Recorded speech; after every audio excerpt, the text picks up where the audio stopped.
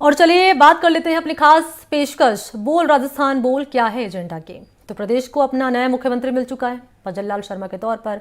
भज्जल लाल शर्मा को बीजेपी विधायक दल की बैठक में यहां नेता चुना गया है, विधायक दल का मुख्यमंत्री चुना गया है। ऐसे में जनता को नई सरकार को लेकर क्या एजेंडा है, यही जानने के लिए एनडीटीवी राजस्थान की टीम पहुंची बीकानेर के लोगों के बीच। हमने लोगों से की है बातचीत और कोशिश की है जानने की कि जनता की समस्याएं क्या हैं, सरकार से क्या उम्मीदें हैं और बीकानेर के बड़े मुद्दे क्या हैं। ये रिपोर्ट आप देखिए।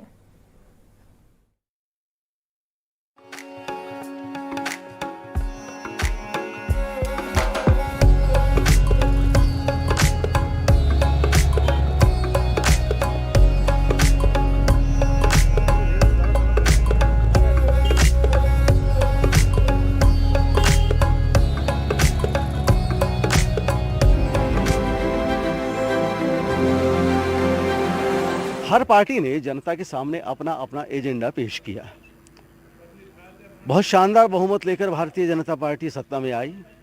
अब जनता क्या चाहती है, जनता का एजेंडा क्या है, बोल राजस्थान बोल एनडीटीवी का खास प्रोग्राम, इसमें हम जानते हैं बीकानेर की जनता से उनकी राय। अभी तक पॉलिटिकल पार्टीज अपना एजेंडा दे रही थी, अब जनता का वक्त है, जनता क्या चाहती है। जनता अभी ओपीएस के विषय में चाहती है। मोदी जी को बनाया था, अटल बिहारी वाजपेयी ने इसको बंद कर दिया और अब ये बहुत ज़रूरी है कि जनता ओपीएस मांगती है और उसको देना चाहिए। राजस्थान में पहले ये चालू कर दी, कांग्रेस में सब जगह चालू कर दी। बीजेपी सरकार ऐसा क्यों चाह रही है? क्या उनको घर से देना पड़ रहा है? मैं कह रहा हूँ मोदी जी को फर्स्ट विशेष इस पे ही गौर करके और ओपीएस लागू करनी चाहिए। पेंशन योजना अत्यंत आवश्यक है, वरना पुरानी पेंशन योजना अत्यंत आवश्यक है। ये बहुत ही जरूरी है, वृद्ध इंसानों के लिए ये सबसे बड़ी सुविधा है। क्या मोदी जी अपने घर से देंगे? सबको देना चाहिए और इस बात को माननी चाहिए। रेल कर्मचारी भी बहुत ज्यादा परेशान है और ये अत्यंत आवश्यक है। मेरी तो यही बात है, मोदी जी को विशेष यहाँ से हम एनडीटीवी के द्वारा या जो भी सूचना जारी है, एनडीए ये पेंशन योजना लागू अत्यंत आवश्यक जरूरी लागू करनी चाहिए।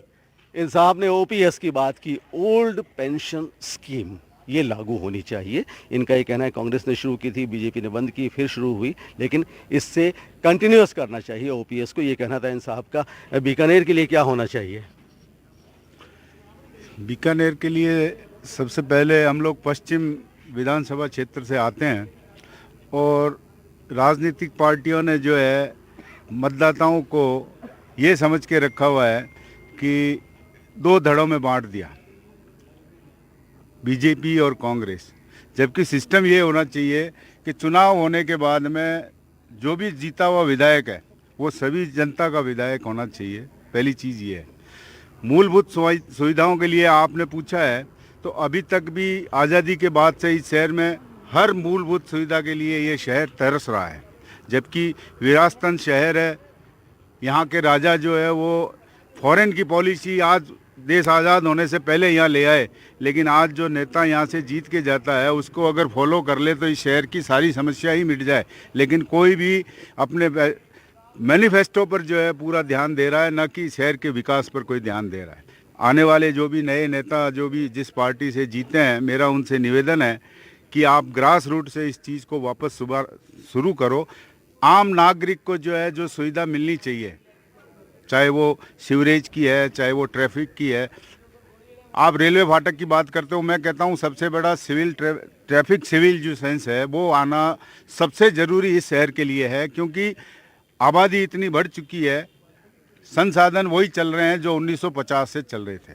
तो मेरा निवेदन है कि मेरा जो सुझाव है उस पर आने वाली राजनीतिक पार्टियां गौर करेगी।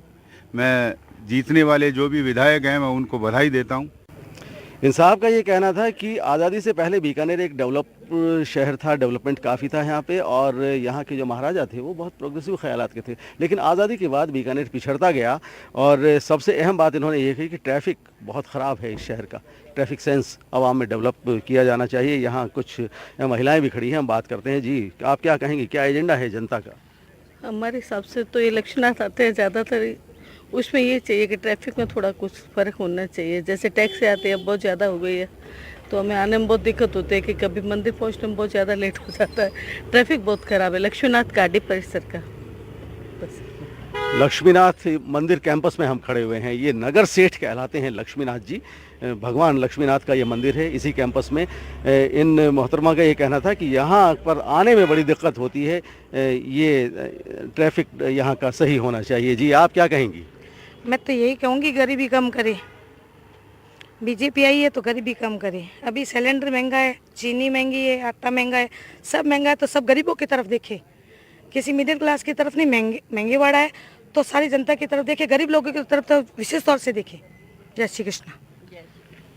महंगाई कम होनी चाहिए, आटा दाल चीनी गैस सबके दाम कम होने चाहिए। बहुत अहम बात कही इन्होंने, क्योंकि सबसे अहम ज़रूरतें तो यही है इंसान की। जी आप क्या कहेंगी? नारायण नारायण। मैं तो यही चाहती हूँ, जो शहर के अंदर जितनी गौ माताएं हैं वो दुखी है, उनकी व्यवस्था एक जगह अच्छे से होनी चाहिए। जो गरीब दुख पा रहे हैं, अनार्थों में जीव जंतु दुख पा रहे हैं, उनके लिए सब कुछ व्यवस्था होनी चाहिए। जो गरीब आदमी हैं उनकी हर तरह से परेशानी है, वो सब मदद आपकी तरफ से गौ माता की सेवा चाहती हूँ, बाकी कुछ नहीं चाहती मैं तो। इन्होंने एक बहुत अच्छी बात कही। आमतौर पर सिर्फ इंसानों के वेलफेयर की बात होती है, लेकिन इन्होंने बहुत अच्छी बात कही कि गौ माता के लिए भी कल्याणकारी योजनाएं बननी चाहिए। पशुओं के अधिकारों का भी ख्याल रखा जाना चाहिए, उनके कल्याण का, उनके वेलफेयर का ख्याल होना चाहिए। नई सरकार के लिए आपकी तरफ से क्या एजेंडा होना चाहिए? क्या कहेंगे नई सरकार को? सबसे पहले मैं तो यही कहना चाहता हूँ कि विकास होना चाहिए, चाहे वो कोई क्षेत्र हो, चाहे बीकानेर हो, चाहे कहीं भी हो, होना चाहिए। सबसे बड़ी समस्या है यहाँ की, यहाँ इतनी भीड़ होती है, आने जाने वालों को परेशानी होती है। इसके बारे में कभी किसी ने सोचा ही नहीं है। यही कहना चाहता हूँ और कुछ नहीं कहना है। विकास होना चाहिए, और न सिर्फ बीकानेर का बल्कि हर शहर का विकास होना चाहिए। जी आप क्या कहेंगे सर? बीकानेर में सबसे पहले पीबीएम में अव्यवस्था है। यहाँ आम आदमी कोई मतलब कोई इलाज की व्यवस्था नहीं है। छोटी मोटी बीमारी होते फ्रॉम रेफर जयपुर रेफर कर देते हैं। यहाँ ऐसी व्यवस्था नहीं है। और आवारा पशु है वहाँ भरपूर है बीकानेर में, और गंदगी है बीकानेर में, कोई व्यवस्था नहीं है। शहर के अंदरूनी भाग में और बाहर भी ऐसी व्यवस्था है। और लक्ष्मीनाथ जी के मंदिर से मतलब बड़ा बाजार लेकर इतनी जाम रहता है कि 1 घंटा इंतज़ार, कोई ट्रैफिक कोई पुलिस की व्यवस्था नहीं है। और बीकानेर में आए दिन गुंडागर्दी बढ़ रही है, इसको लगाम जरूरी है। आम महिला सुरक्षित नहीं है बीकानेर में, और यहाँ पुलिस में भी जाओ तो कोई सुनवाई नहीं होती आम गरीब आदमी की। इसलिए नेताओं को चाहिए कि गरीब आदमी की समस्या सुने और उनका समाधान करें। बहुत इम्पोर्टेंट बात कही, 3 बातें कही इन्होंने। पीबीएम अस्पताल बीकानेर संभाग का सबसे बड़ा अस्पताल है, वहाँ अव्यवस्थाएं फैली हैं, उन पर लगाम लगनी चाहिए। इसके अलावा आवारा पशु पूरे शहर की समस्या है, लेकिन अभी तक नगर निगम का ध्यान नहीं जाता। लॉ एंड ऑर्डर की बात कही, लॉ एंड ऑर्डर मेंटेन होना चाहिए। जी और क्या होना चाहिए? डेवलपमेंट क्या होना चाहिए सर? जो बीजेपी गवर्नमेंट राम मंदिर के इशू पर आई थी, ठीक है, आ गई। अब गौ हत्या बंद होनी चाहिए पूरे देश के अंदर। बंद गौ हत्या, गौवंश है ना, वो सुरक्षित नहीं है। गौवंश कानून बनाया जाए, गौ हत्या बंदी के लिए पूरा कानून बनाया जाए और गौ हत्या पूर्ण रूप से बंद कर दिया जाए। जो केरल और बंगाल में जो गौ रोज की 35,000 गायें कटती है, उस पर मतलब बिल लावे लोकसभा में और उसको पूर्ण गौ हत्या बंद कर दी जाए। ये है। इन साहब का ये कहना है कि गौ हत्या बंद होनी चाहिए, गायों का राइट्स बरकरार रहना चाहिए, उनकी हत्या बंद होनी चाहिए, उनके कल्याण के लिए काम होने चाहिए। जी आप क्या कहेंगे सर? सर मैं ये कहूँगा कि बीकानेर अलमस्त लोगों का शहर है, जो मतलब अभाव में भी खुश रहने का प्रयास करता है। तो मैं सरकारों से, मैं सभी से ये निवेदन करता हूँ कि ऐसे लोगों के लिए थोड़ी बहुत, जैसे सभी ने भी कानून की सुविधा है, स्वास्थ्य की सुविधा है, एजुकेशन सुविधा है, ट्रैफिक की है, और ये जो सड़कों का है, ये और कानून व्यवस्था का मामला, ये थोड़ा थोड़ा भी सुधार कर देना। तो बीकानेर को लोगों को ज़्यादा नहीं चाहिए, वो थोड़े में ही, थोड़ा है, थोड़े की ज़रूरत है, थोड़े में ही खुश रहने वाले और खूब खुश रहने वाले लोग हैं। Thank you sir. बीकानेर की खूबसूरती इन साहब ने अपने अल्फाज में बयान की कि बीकानेर अलमस्त शहर, अलमस्त लोगों का शहर है, और यहाँ के लोगों का मिजाज है कि बस थोड़े से में गुजारा कर लेते हैं, थोड़ा है, थोड़े की ज़रूरत है, बस जो थोड़े की ज़रूरत है वो ज़रूरत पूरी हो जाए। जी कौन सी ज़रूरतें हैं आपकी? मैं ये कहूँगा कि जो सरकार वोट मांगती है, मैनिफेस्टो जो कहती है कि भाई ये मैनिफेस्टो के हिसाब से आप वोट दो, वो लागू नहीं करती है। उसमें से 1/4 ही लागू होते हैं। मैं ये कहूँगा कि वो विकास के लिए होते हैं, लेकिन उस पर विकास होता नहीं है।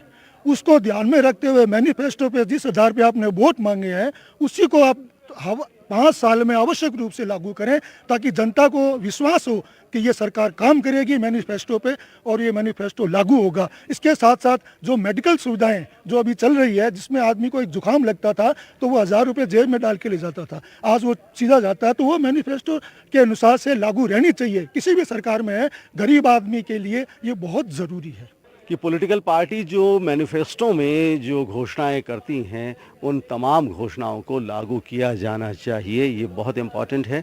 और इनका ये कहना है कि आमतौर पर ज़्यादातर घोषणाएं लागू नहीं होती, तो इनकी डिमांड है कि वो पॉलिटिकल पार्टी जो भी सत्ता में आए वो अपनी घोषणाओं को लागू करें। जी, ये लक्ष्मीनाथ मंदिर कैंपस है और मैं कैमरामैन से कहूँगा कि ये कैंपस ज़रा दिखाएं, और उसके बाद हम कुछ और भी यहाँ हमारे साथ इंटेलेक्चुअल लोग खड़े हुए हैं, हम उनसे बात करेंगे।